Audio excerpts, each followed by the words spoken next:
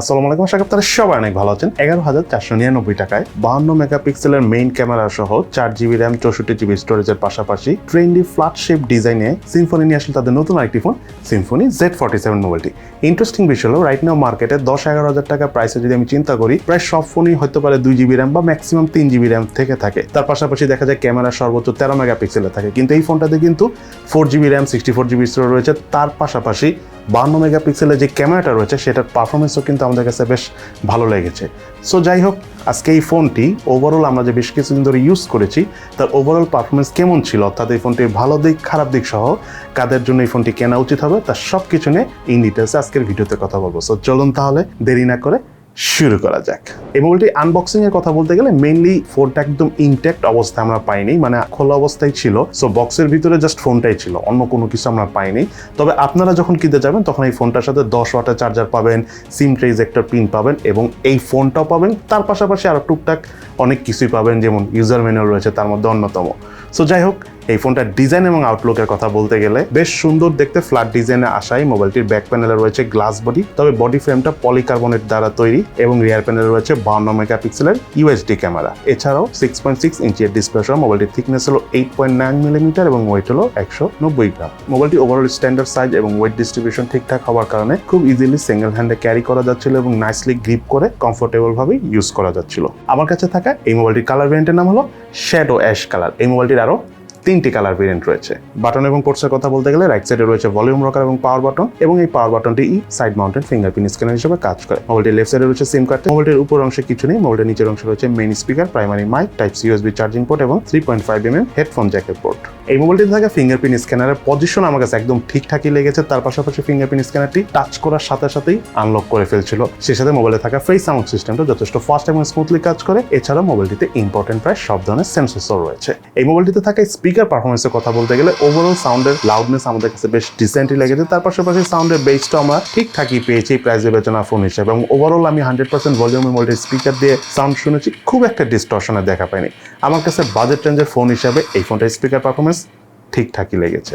মোবাইলটিতে operating system হিসেবে রয়েছে Android 12 version এবং এই মোবাইলটার ডিসপ্লেটি হলো 6.6 ইঞ্চি সাইজের IPS LCD প্যানেলের ডিসপ্লে, যার রেজলিউশন হলো 16x720 pixel. Display pixel density হলো 265 PPI। আউটডোর এই ফোনটি ইউজ করতে চাই, স্পেশালি সানলাইট কন্ডিশনে আমরা খুব একটা প্রবলেম ফেস করিনি বা ব্রাইটনেস রিলেটেড কোনো ইস্যুস ফেস করিনি। তার পাশে মোবাইলের ক্যামেরা দিয়েও ছবি তোলার সময় আমরা লো ব্রাইটনেস জনিত কোনো প্রবলেম পাইনি।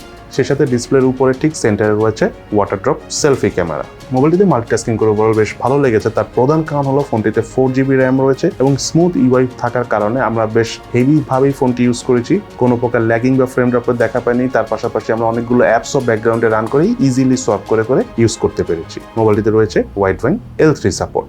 এই মোবাইলটির রিয়ার প্যানেলে রয়েছিল 52 মেগাপিক্সেলের UHD ক্যামেরা এবং এই ক্যামেরা দিয়ে ছবি তোলার সময় অবজেক্ট ফোকাসিং বেশ ইজিলি করা যাচ্ছিল। সেই সাথে ছবির ডিটেলসও ওভারঅল ভালোভাবে ধরে রাখতে পারছিল। কালার টোনের কথা বলতে গেলে সামটাইমস একটু ফ্যাকাশে আসলেও ওভারঅল যদি লাইটটা ঠিক মতো পায় তাহলে কালার টোনটা ভালোভাবে ধরে রাখে এবং কালার ডিটেলসটাও ভালোভাবেই ক্যাপচার করতে পারে। সে সাথে পোর্ট্রেট মোড দিয়ে ছবি তোলার সময় আমরা দেখেছি যে ডাইনামিক রেঞ্জ বেশ ভালোভাবে ধরে রাখে এবং প্রাইস বিবেচনার এই ফোন হিসেবে এজ ডিটেকশনটাও বেশ নাইসলি করতে পারছিল। মোবাইলটিতে হাইস্ট 1080p 30 ফ্রেম পার সেকেন্ডে ভিডিও শুট করা যায়। 10-11 টাকার ফোন হিসেবে মোবাইলটির ভিডিও করে আমাদের কাছে অ্যাজ ইউজুয়াল বাজেট রেঞ্জের অন্যান্য ফোনের মতোই লেগেছে। কিছুটা শেকি ফিল ছিল, বাট সেটা ঠিকঠাকই আছে এই ফোন হিসাবে। সে সাথে মোবাইলটিতে আরো রয়েছে স্লো মোশনে ভিডিও শুট করার সুবিধা। তার পাশাপাশি আমরা মোবাইলটি দিয়ে টাইম ল্যাপসও ভিডিও শুট করেছি, আমাদের কাছে ভালোই লেগেছে। এই মোবাইলটার ফ্রন্ট ফেসে রয়েছিল 8 মেগাপিক্সেলের সেলফি ক্যামেরা।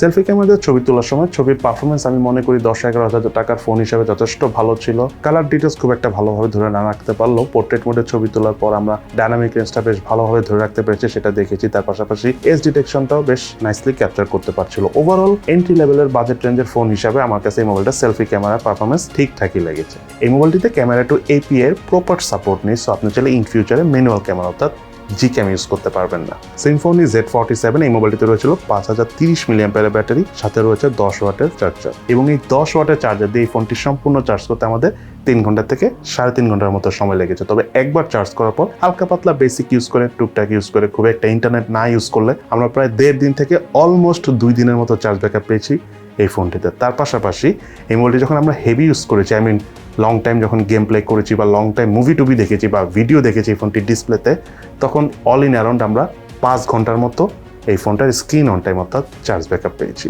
এই মোবাইলটিতে রয়েছিল ইউনিসকের T606 প্রসেসর। এটি একটি অক্টাকোর প্রসেসর, যার ট্রানজিস্টর সাইজ হলো 12 ন্যানোমিটার। বাংলাদেশ মার্কেটে এই মোবাইলটি একটি ভেরিয়েন্ট এসেছে, সেটা হলো 4GB RAM 64GB storage variant, যার র্যামের টাইপ হলো LPDDR4X এবং স্টোরেজ টাইপ হলো eMMC 5.1 এবং এই ফোনটার অফিসিয়াল প্রাইস হলো বাংলাদেশে 11,499 টাকা, অর্থাৎ 1 টাকা কম 11,500 টাকা। মোবাইলটির আন্তর্জাতিক স্কোর পেয়েছি আমরা 1,79,670, বেঞ্চমার্ক স্কোর পেয়েছি সিঙ্গেল করে 310, মাল্টি করে 1285। স্টোরেজ স্পিড চেক করতে যে রিড স্পিড পেয়েছি আমরা 169 megabyte per second, right speed পেয়েছি 208 মেগাবাইট পার সেকেন্ড। এই মোবাইলটিতে গেমস খেলতে যে আমাদের কাছে প্রাইস বিবেচনায় এই বাজেট রেঞ্জে যতগুলি ফোন রয়েছে সবচেয়ে বেস্ট মনে হয়েছে। তার কারণ হলো রাইট নাও আসলে 11,000 বা 11,500 টাকার মধ্যে ইউনিসকের T606 এর পাশাপাশি 4GB র্যাম দিয়ে আসলে তেমন কোনো ফোন নেই। যারা ফোন রয়েছে 2GB র্যাম বা 3GB র্যাম, দ্যাটস ওয়াই ফোনটা দিয়ে যখন আমরা গেমস খেলেছি, স্পেশালি PUBG গেমসটাও মোটামুটি মিডিয়াম গ্রাফিক্সে খেলেছি। হালকা পাতলা অবশ্যই ল্যাগিং বা ফ্রেম ড্রপে দেখা পেয়েছি, বাট সেটা আমার কাছে খুব একটা খারাপ লাগেনি। বাট ফ্রি ফায়ার গেমসটা এই ফোনটাতে আমরা একদম স্মুথলি খেলতে পেরেছি, খুব একটা ল্যাগিংয়ের দেখা পাইনি। ইভেন আপনাদের কাছে অনেক ভালো লাগবে, ফোনটাতে কোনো হিটিংয়েরও দেখা পাইনি ফ্রি ফায়ার গেমসটা খেলার সময়। অপরদিকে আমরা মোবাইলটি দিয়ে অ্যাপেক্স লিজেন্ড গেমটা খেলেছি, ভালো লেগেছে। তার পাশাপাশি কল অফ ডিউটি গেমসটাও খেলেছি, খুবই ভালো লেগেছে, আপনাদের কাছে অনেক ভালো লাগবে। এবং F9 গেমসটাও কিন্তু আমরা এই ফোনে রান করেছি, কোনো প্রকার ল্যাগিং বা ফ্রেম ড্রপের দেখা পাইনি, একদম স্মুথলি এই ফোনটাতে গেম প্লে করতে পেরেছি। এবং এই ফোনটার হিটিংয়ের কথা বলতে গেলে খুব একটা হিট হয় না যদি আপনি মোবাইল ডাটা অর্থাৎ সিমের ইন্টারনেট ইউজ করেন। তার পাশাপাশি পাবজির মতো হেভি গেমগুলো যদি লং টাইম প্লে করেন, তাহলে রিয়ার প্যানেলে ক্যামেরা হাউজের এই পাশে কিছুটা হিট হয়, তবে খুব বেশি একটা হিটিং না। কিছুক্ষণ সময় দিলে ফোনটা আবার আগের মতো ঠান্ডাও হয়ে যায়। এই মোবাইলটিতে রয়েছিল 4G সাপোর্ট। তার পাশাপাশি এই ফোনটাতে যে এক্সটার্নাল মেমোরি কার্ড অর্থাৎ SD কার্ড ইউজ করার সুবিধা রয়েছে, সেটি হাইস্ট 256GB স্টোরেজ পর্যন্ত সাপোর্ট করে। এবার চলুন আমরা জেনে নিই এই ফোনটার কি ল্যাকিংস অর্থাৎ দুর্বলতা রয়েছে এবং তার পাশাপাশি এই ফোনটার কি বেস্ট সাইড অর্থাৎ ভালো দিক রয়েছে। প্রথমে চলুন আমরা জেনে নিই এই মোবাইলটার কি ল্যাকিংস অর্থাৎ দুর্বলতা রয়েছে। এই মোবাইলটার নাম্বার 1 ল্যাকিংস হলো এই ফোনটাতে যে চার্জারটা রয়েছে 10 ওয়াটের জায়গায় 18 ওয়াট হলে খুবই ভালো হতো, কারণ 5000 মিলিঅ্যাম্পিয়ার ব্যাটারি তো 10 ওয়াটের চার্জারে চার্জ করতে একটু সময় লাগে, 18 ওয়াট হলে একটু তাড়াতাড়ি হতো। একটা বিষয় হলো ফোনটার ডিসপ্লে প্যানেলটা আগের থেকে অনেক ইমপ্রুভ হয়েছে, বাট আমি মনে করি সিম্ফনি ডিসপ্লে প্যানেলটা আরও ইমপ্রুভ করা উচিত, তাহলে আরও ভালো হবে। বিদেশি ব্র্যান্ডের সাথেও আমরা আমাদের বাংলাদেশি ব্র্যান্ড হিসেবে সিম্ফনি তখন আরও এগিয়ে যেতে দেখবো এবং সেটা আমাদের কাছেও ভালো লাগবে এবং আশা করি আপনাদের সবার কাছেই ভালো লাগবে। আরেকটা বিষয় হলো এই ফোনটার প্রাইস নিয়ে আসলে আমি নেগেটিভ কিছুই বলবো না, কারণ রাইট নাও এই প্রাইস রেঞ্জে যেসব ফোন রয়েছে যদি আপনারা রিসেন্ট লঞ্চ অফ ফোনগুলো দেখেন, প্রত্যেকটাই কম বেশি 2GB র্যাম অথবা 3GB র্যাম, তার পাশাপাশি ক্যামেরা ম্যাক্সিমাম 13 মেগাপিক্সেলের। সেই দিকে এটা 4GB র্যাম 52 মেগাপিক্সেলের ক্যামেরা। সো প্রাইসটা আমার কাছে ওভারঅল ঠিকঠাকই মনে হয়েছে। দেন কথা বলবো এই মোবাইলটার বেস্ট সাইড অর্থাৎ ভালো দিক কী রয়েছে। নাম্বার 1 যে বিষয়টা না বললেন সেটা হলো এই ফোনটার ডিসপ্লে 6.6 ইঞ্চি, যার অর্থ হলো আপনি লং টাইম এটাতে ভিডিও দেখতে পাবেন। চার্জ ব্যাকআপও কিন্তু আমরা খুব ভালো পেয়েছি। ইউআইটাও কমফোর্ট, অ্যান্ড্রয়েড 12 ভার্সন রয়েছে। সাইড মাউন্টেড যে ফিঙ্গারপ্রিন্ট স্ক্যানারটা রয়েছে সেটাও খুব ফাস্ট কাজ করে, কোনো ধরনের কোনো প্রবলেম আমরা ফেস করিনি, মানে খুবই স্মুথ, আপনাদের কাছে খুব ভালো লাগবে। দেন যে বিষয়টা বলতে চাচ্ছি, এই ফোনটার রিয়ার প্যানেলে থাকা ক্যামেরা পারফরমেন্স আমার কাছে খুবই ভালো লেগেছে। সত্যি কথা বলতে 11-12 হাজার টাকা প্রাইস হিসাবে এই ফোনটা ক্যামেরাকে আমি এই মুহূর্তে বেস্ট ক্যামেরাই বলবো, যদিও অনেক ভালো না, আপনারা অনেকেই ভাববেন যে অনেক ভালো, বাট আমি ক্লিয়ার করে বলে দিচ্ছি যে 11-12 হাজার টাকা প্রাইস হিসাবে এই ফোনটার ক্যামেরা পারফরমেন্স রাইট নাও মার্কেটে যত ফোন রয়েছে সব দিক বিবেচনা সবচেয়ে বেস্ট। আপনারা ছবি তুলে আপনাদের ভালো লাগবে, স্পেশালি আউটডোরে যদি ছবি তুলেন, পোর্ট্রেট মোডে যদি ছবি তুলেন, ডাইনামিক রেঞ্জ বলেন, এজ ডিটেকশন বলেন, এগুলো আপনাদের কাছে অনেক ভালো লাগবে। দেন এই মোবাইলটা গেমিংয়ের কথা যদি বলতে চাই, ইউনিসকের যে প্রসেসরটা রয়েছে T606 12 ন্যানোমিটারের প্রসেসর। নর্মালি ইউনিসকের কিছু প্রসেসর আছে 28 ন্যানোমিটার বেস প্রসেসর, বাট সেই সব প্রসেসরের থেকে টাইগার সিরিজের এই প্রসেসরটার পারফরমেন্স কিন্তু খুবই ভালো। 4GB র্যাম থাকার কারণে গেমিং করেও ভালো লেগেছে, স্পেশালি যারা আপনারা ফ্রি ফায়ার খুব পছন্দ করেন তাদের এই Symphony Z47 মোবাইলটিতে গেম খেলে খুবই ভালো লাগবে, এটা নিয়ে কোনো কনফিউশন নেই। ইভেন 11-12 হাজার টাকার ফোন হিসাবে যদি আপনি কনফিগারেশনের কথা বলেন, ক্যামেরা প্লাস স্টোরেজ, এই ফোনটা আমি মনে করি রাইট নাও একটা বেস্ট ডিল, এবং এটা কিন্তু বাংলাদেশি ফোন, সো এটা অনেক বড় একটা বিষয়।